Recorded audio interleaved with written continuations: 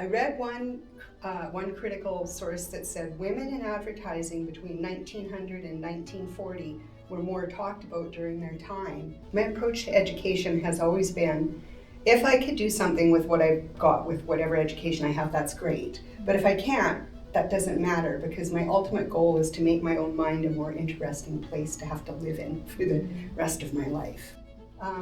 They had made laws against women speaking in public, which suggests that women were speaking in public, because you don't make a law if you don't have someone doing it. Yeah, exactly.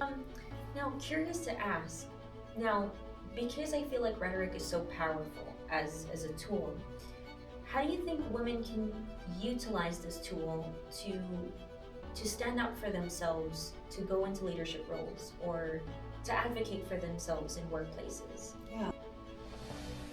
I think that a strategy that everyone should embrace is to be assertive.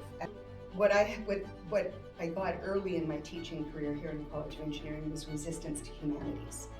You're an English teacher. What can you teach us about communication?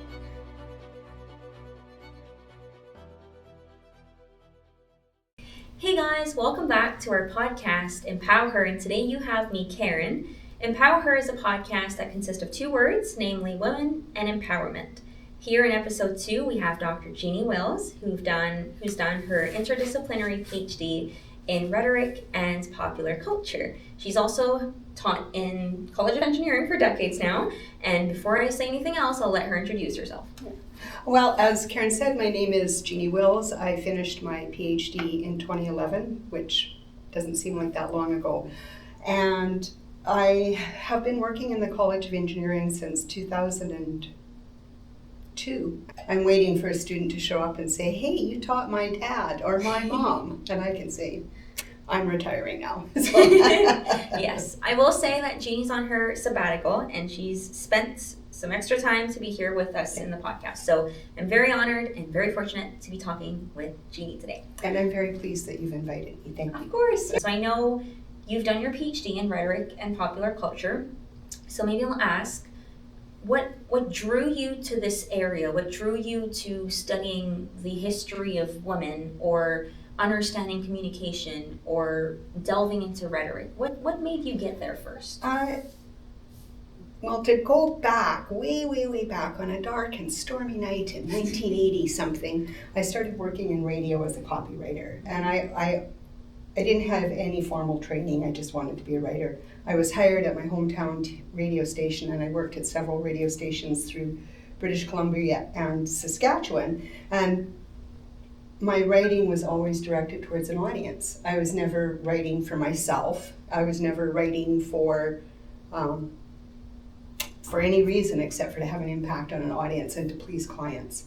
So I ended up going to university as an adult. I went as a 30-year-old and I got 2 degrees in English. And a couple of the people in the English department told me that I took a really sociological view of literature rather than an aesthetic analysis of literature, because I want to know what literature does.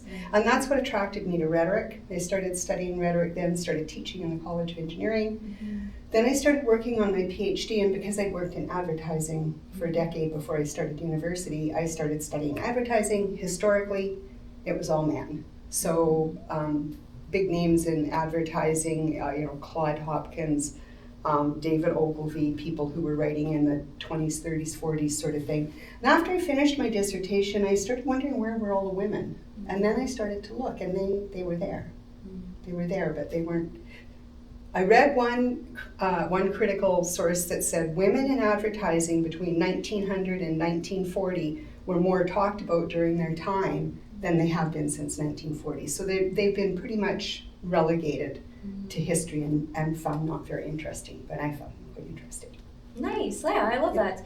So you said, because you've done literature, right? You've done 2 degrees in literature, and then I wonder, like, in your early career, did you ever envision yourself ever having a career in the College of Engineering? Because I think what you started off and what you're doing now is like poles apart, like they're very different. So did you see that early on in your career? I didn't have a sniff. In fact, when I started doing my master's degree and I was given funding, teaching fellowship funding, and I was in a room with all the other master students, and we were going to be taught how to teach. And everyone I was with was talking about how their dreams were coming true as a teacher, and I was like, I'm the only person in this room who never dreamt of teaching. Yes. I only dreamt of writing. Nice. And then I had to teach to pay my tuition, right? So, and I ended up loving it. And what I love about engineering students is that they are so darned practical. And if you don't bring things into clear focus for them, they won't listen to you. So they've made me a much better communicator than I used to be. Mm-hmm. Did you ever kind of feel like that when you first started studying literature in university? Did you ever feel like, I don't know what I'm going to do with it after? Or did you just feel very passionate about it and you never thought about it? I didn't think about what I was going to do with it after. I loved reading and writing, and I love both my English degrees. I had a great time doing English degrees, wonderful professors, great colleagues, and I never, my approach to education has always been, if I could do something with what I've got, with whatever education I have, that's great. But if I can't, that doesn't matter, because my ultimate goal is to make my own mind a more interesting place to have to live in for the rest of my life.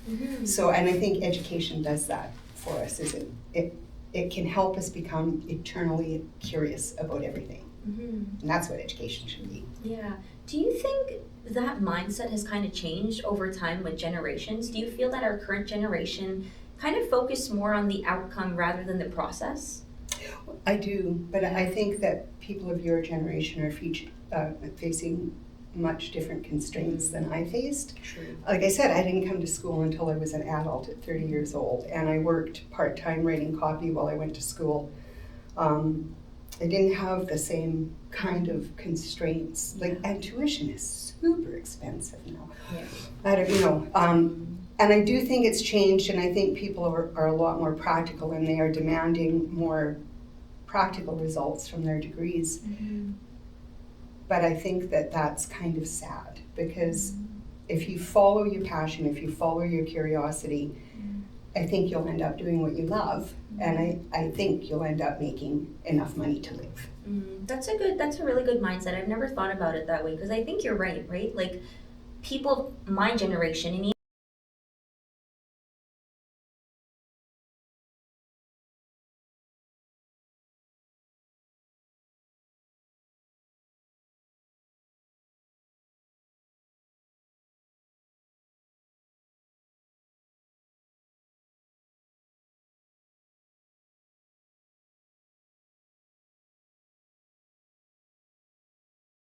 rhetoric contributions were overlooked and undervalued in traditional history. Oh, absolutely.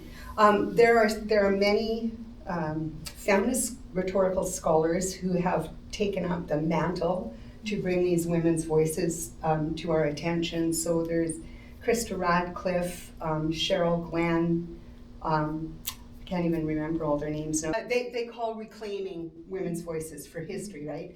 So what they're doing is they're showing that women were involved in rhetorical activities even though men weren't paying attention to it. So, for example, one set of authors, David Gold, has a book about women's rhetorical education and how they were trained in the late 1800s, early 1900s, right, on how to be hostesses, how to have conversations, so on and so forth. And that kind of training, I mean, we see the first, well, maybe not the first instance, but an early instance of it in a work of a woman from Italy called Christine de Pizan, and she wrote a behavior book for women at court, and that's a rhetoric manual in essence, right? Because it's telling you what's appropriate and how to have your persona accepted as credible. Yeah. So that's interesting. And I think that men didn't think that was important because it wasn't they didn't see its impact in the public sphere. But what's really interesting is many years ago I took a introduction to women in Hellenistic Greece, and I discovered that way back when they had made laws against women speaking in public, which suggests that women were speaking in public, because you don't make a law if you don't have someone doing it. Yeah, exactly. So it would be really interesting if we could time travel and go back and see what they were doing before it became against the law. And then again, like even in Canada, right, women didn't get to vote until early 1900s, and there was a big debate if women were even considered human in Canada.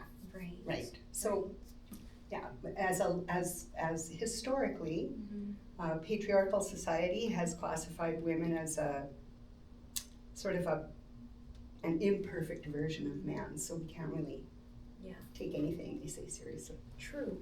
I know you've done a lot of research with examining women from 1920s to 1950s, for example.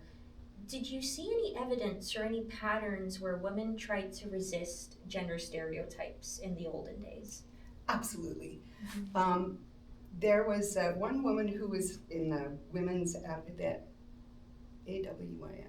Women's Advertising Club of New York, and she deliberately tried to make a splash, right? So she wore pants and a vest and a tie, and she made sure that she carried a big ring of keys that she jingled loudly wherever she went, and she spoke loudly. She didn't wait for people to talk to her. She spoke to them. She drove a fancy car, and she kind of acted very atypical for that time.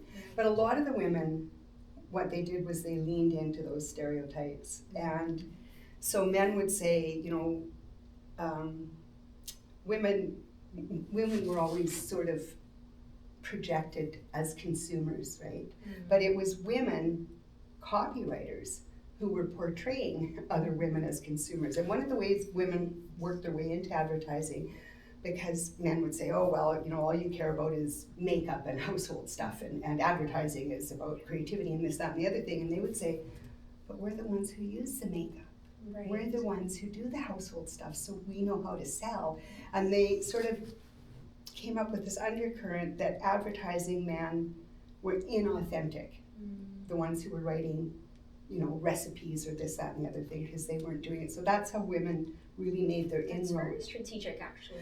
Very strategic, but I'm not sure, in the long run, I'm not sure that they achieved the goals that they might have wanted to, because during that period of time, there weren't very many women executives in advertising, right? So they ended up sort of hitting the creative level and staying there.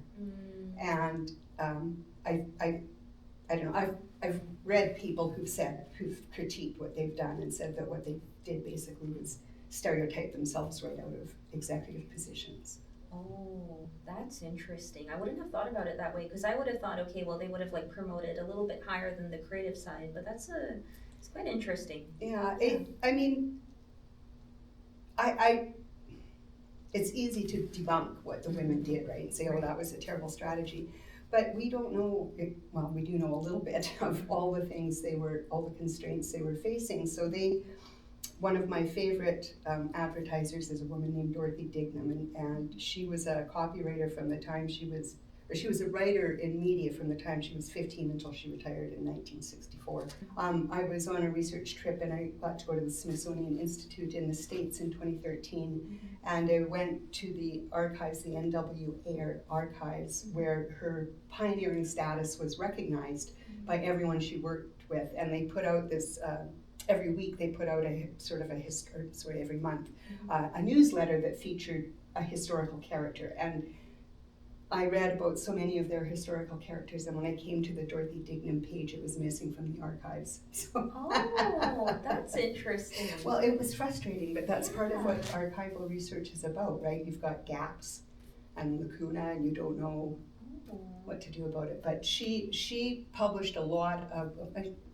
she published several articles that talked about why women needed to be given a chance to do more work in advertising. And she, of course, never uses the word equity, diversity, and inclusion. She never uses that phrase. But what she's talking about is the female perspective. And another thing I read about her that made me laugh, although she may have leaned into the stereotypes that women were natural mothers and natural homemakers, her office was on the 32nd floor of the Rockefeller Building in New York. And you could pick her office out because it was the only office in the whole building that had polka dot curtains. Oh, I like that. That's so cool. I love that. Do you think she did that on purpose? Absolutely, she did that Yeah? on purpose. I like that. Yeah. I like that. I like when women do that, like, deliberately. Yes, and it's... Now, I wonder, because you've done so much research looking into the historical side of things, do you ever feel like these historical insights that you've got helps us to understand the challenges that women face today? Well, yes, and in many ways, they're not all that different. Mm-hmm. And in fact, some of the things that women were facing 100 years ago, transgender and non-binary people are facing now, right? It's just different pile, Yeah. same kind of Challenges. characterization. Yeah. So I think what I see a lot of the communication strategies I see people using nowadays are they're phenomenal. I think they're really useful. I see a lot of really good arguments. So that's another thing that people are getting really good at, is making a logical argument about why you need diversity in the world, right? I also think women in engineering, or women in any sort of male-dominant employment area, spaces, are going to have similar challenges, just the way I think men in female-dominated spaces such as nursing, they have similar challenges, different issues probably, and I would assume one of them would be that men aren't stereotypically seen as nurturing, right? And nurses are nurturing. Same with, but what I love about talking to engineering women is their enthusiasm for not just the technical side of their jobs, but the social aspects that go with engineering. True. And I hear that from a lot of young women, female students in engineering, and I hear it from a lot of professional female engineers, that they feel that they do bring something. But then I don't want to be essentialist, right, and say that this femininity is something that men can't. Yeah, I get it. I don't want to be that black and white. I don't. Now, curious to ask. Now, because I feel like rhetoric is so powerful as a tool, how do you think women can utilize this tool to stand up for themselves, to go into leadership roles, or to advocate for themselves in workplaces? Yeah. What rhetoric really asks someone to do is to be strategic in what they're going, in their approach. And some people find that really off-putting, as though strategic communication is somehow insincere, right? We believe that spontaneity and sincerity seem to go together. I think that's a myth, because even when we're spontaneous, we can make mistakes that end up haunting us, right? And we can, even when we're prepared, we can make mistakes that end up haunting us. But if you want yourself to be understood in a particular professional light, then everything you do should position you towards that goal. So not just the way you look and the way you dress, but the way you do your work, the way you interact with the people you work with, the way you conduct yourself, and especially the way we handle conflict.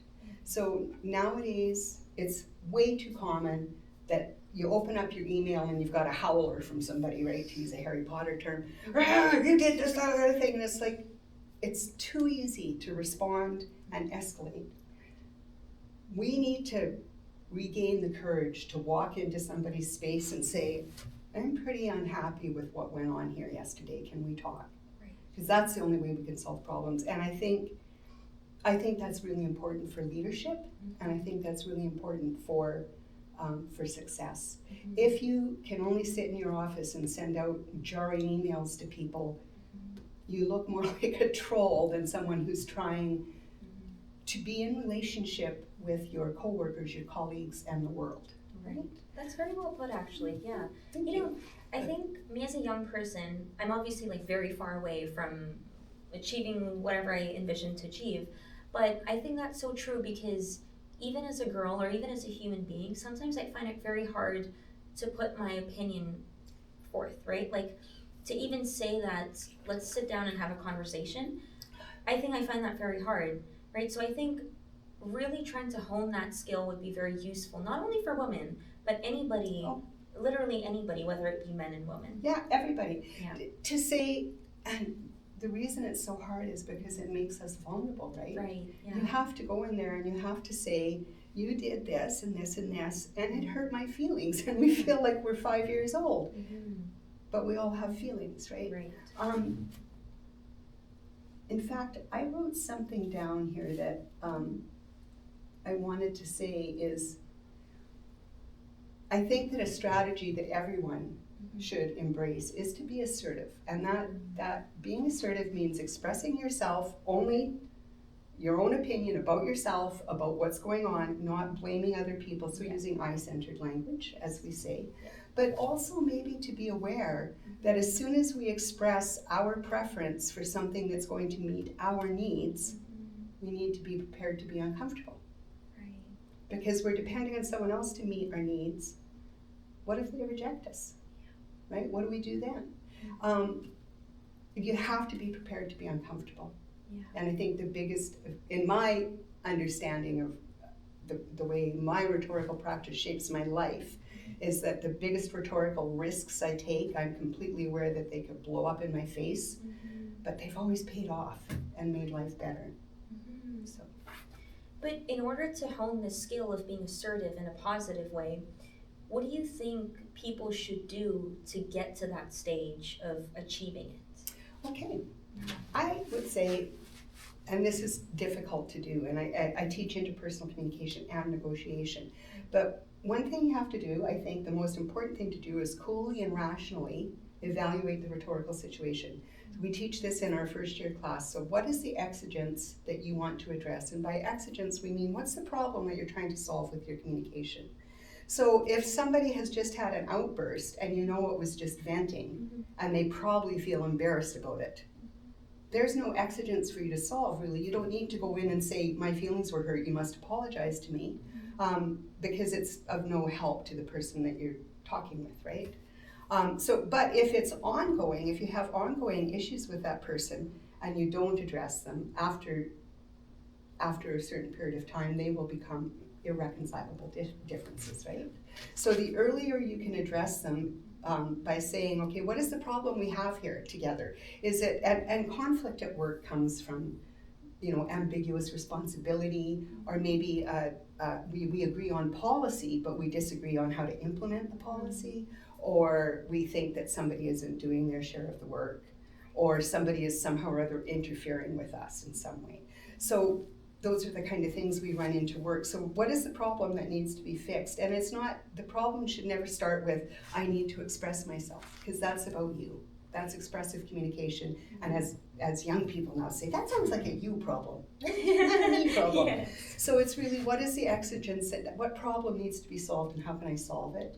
And then what are the constraints around it? So if you're a colleague with someone and you're on equal footing, then you can speak pretty clearly, right? If you're their supervisor, you better be kind, right? You better be very thoughtful about your words, because you have power over that person. And if they're your supervisor, then you have a reverse power thing, right? And you could be shooting yourself in the foot. So you have to examine the constraints on you as a person in that speaking situation. And then you need to examine the message. What is it you want to say? Is it, so for example, in interpersonal conflict, is it that I want to maintain this friendship, or is it that I want to have a civil working relationship, or is it that I want to have nothing to do with you?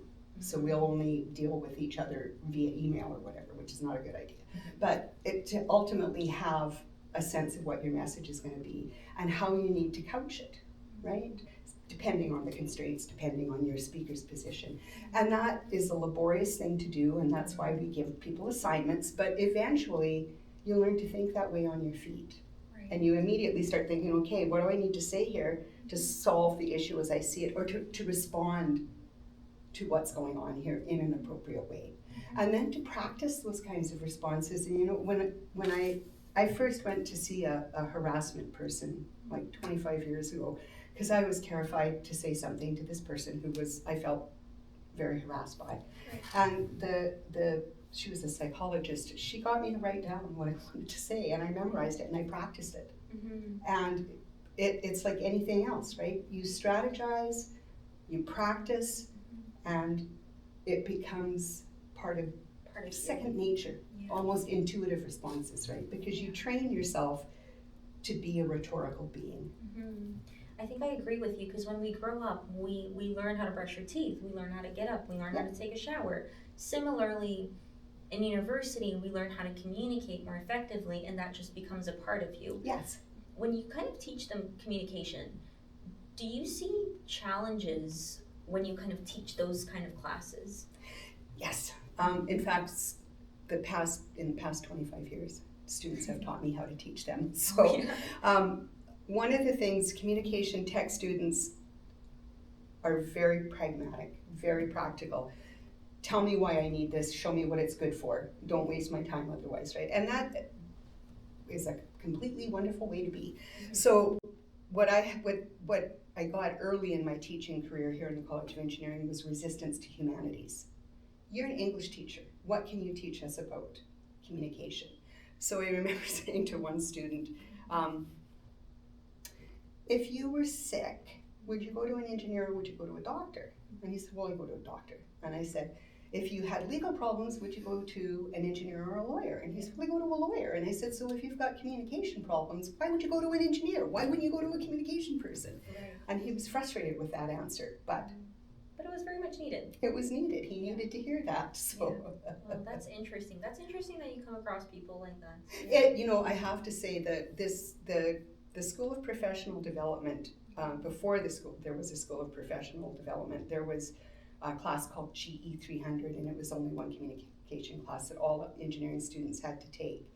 And what we saw there was their appetite for this kind of scholarly activity was enormous, right? They really wanted humanities, but they didn't want to study poetry and they didn't want to study novels, but they really wanted humanities. So there was a woman named Dr. Jennifer McLennan who pretty much developed the courses that we run in the Graham School now.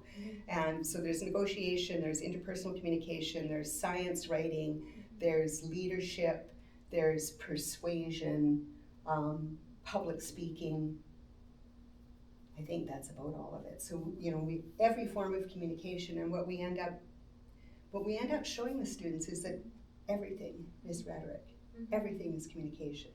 So the people who flew the planes into the Twin Towers in 2001, they were sending a message. They were communicating, right? Great. I love that. Yeah. So like as a professor who's working in the College of Engineering, when you see women who feel challenged in the academic communication aspect or professional communication aspect, what do you think we as women can do to support them? Okay, individually, if you've got a friend or a colleague who is struggling with a communication problem, sit down and ask questions, right? Help them to sort out in their own mind what it is they need to accomplish. Whenever someone is saying something like, I need to tell this person this, that, or the other thing, is it really, do you need to tell them, or do they need to hear it? So we need to clearly make that distinction. And when people are emotional, women and men, we don't make great decisions about what an actual need is, right? So I would say talk with the person and really help them clarify what it is they want to achieve, and how are they going to achieve that while maintaining their ethos or their credibility. That's the first thing I would say. The second thing I would say, and this is what I would really like to talk about for just a few minutes, is there's a group in the College of Engineering called USask Women and Allies in Engineering. And it got that name in 2022 when we were back from the pandemic, but it had actually started earlier in 2016. I started getting money from Apex to have women's mentorship lunches. I think I had them once a term or something. And we invited 20 students and 10 female mentors. And the goal was that these women and students would interact and they would exchange information and be in contact with each other. And it never really got there, but when you think about it, we had maybe 2017 it was, so 3 years before COVID. So that was maybe 6 luncheons.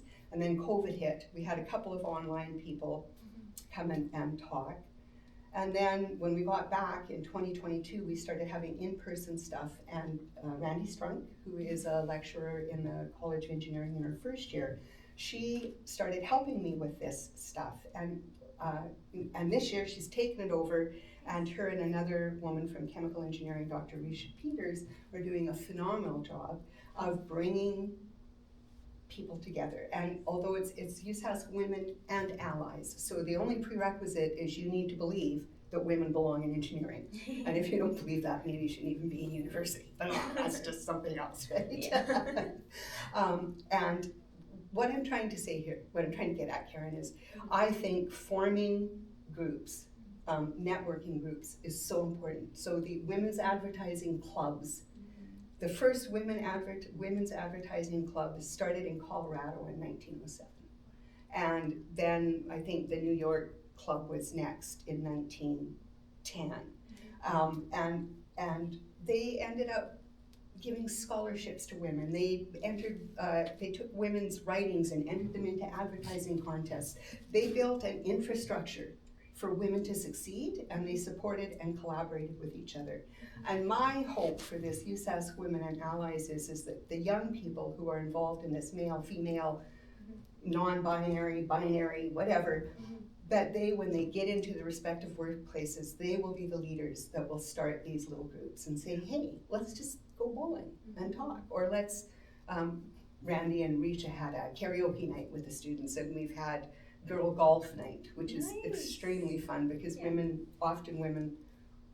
aren't exposed to golfing, and yet that's one of the places where a lot of business stuff happens, right? Yeah. So taking young women out to the golf dome and getting a golf pro to teach them how to swing is so much fun. I love that, so fun, yeah. And that was Randy Strunk's idea. She is a creative cauldron bubbling away with stuff to do with young women. Okay, from your exposure and your experience, with decades of experience that you have, what do you think companies could do to advocate for women in workplaces? That might be a tough question. That is an enormously tough question, but I've never worked in an engineering field. I've worked in radio, and I've worked in university. So those are my two jobs. Yeah. What I've heard from young women who are in the field is their primary complaints are family flexibility, right? When people are set into these 9 to 5 positions or whatever, positions that are sort of locked in stone with no flexibility, it's very difficult, I think, for young families. And it's not just young women anymore that need that flexibility, it's men too, right? Moms and dads need to be able to parent their children in extraordinary circumstances, and work needs to let them do that. And I hope that's starting to happen. I should probably ask, because you've also spent a lot of time teaching engineering students, if you could change one way how communication is maybe taught in universities, and if you wanted to change anything, what would be that one thing that you'd want to change? Well, this, you might find this unexpected. I would make students read more. 2 years ago or 3 years ago, in my senior class, and I had students who were all of them were in their 4th year, and I had a 74-page booklet. I think you told me about this. I remember this from 2 years ago. Yeah. And I said to them on a Thursday, I want you to have this read by Tuesday, and they rose up and complained that they couldn't read 74 pages in Friday, Saturday, Sunday, Monday in 4 days.